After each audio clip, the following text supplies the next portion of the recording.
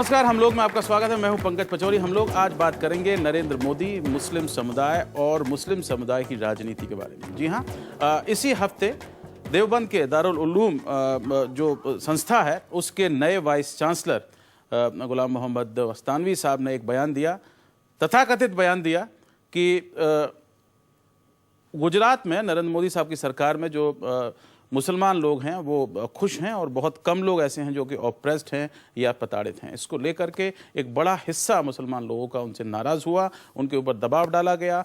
वो देवबंद का कैंपस छोड़ करके बाहर आ गए और बोले कि मैं उससे रिज़ाइन कर रहा हूं। फिर वो गुजरात पहुंचे, वहां पर उन पर और दबाव डाला गया। उन्होंने कह दिया कि मैं रिज़ाइन नहीं कर रहा हूं। इसमें दो बड़े मुद्दे हैं।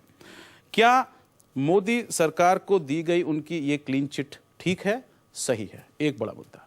दूसरा बड़ा मुद्दा ये है कि हमारे मुल्क में मुस्लिम लोगों की जो तालीम है, उनकी जो शिक्षा है, क्या हम उसके बारे में कभी ढंग से सोचते हैं और उसका भविष्य जो है वो क्या होना चाहिए? आज हम लोग में हम इन दोनों ही मुद्दों पर बातचीत करेंगे और खुद वाइस चांसलर वस्तानवी साहब से उनसे भी बात करेंगे कि उन्होंने वास्तव में क्या कहा था और उसके जो असरात हुए हैं वो उसके बारे में क्या समझते हैं।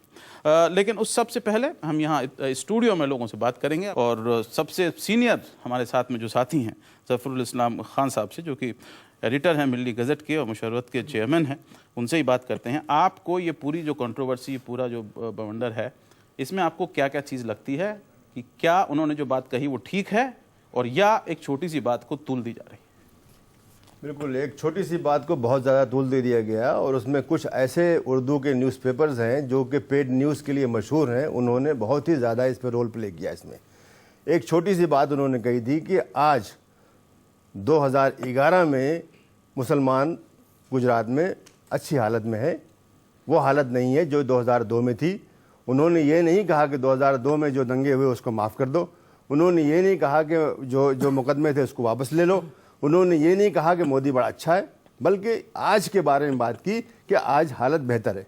लेकिन यहाँ के कुछ पर्चों ने, और जो रिपोर्ट टाइम्स ऑफ इंडिया में छपी थी उसमें लिखा था कि उन्होंने क्लीन चिट नहीं दिया, लेकिन उर्दू पर्चे में ये छपा कि उन्होंने क्लीन चिट दिया।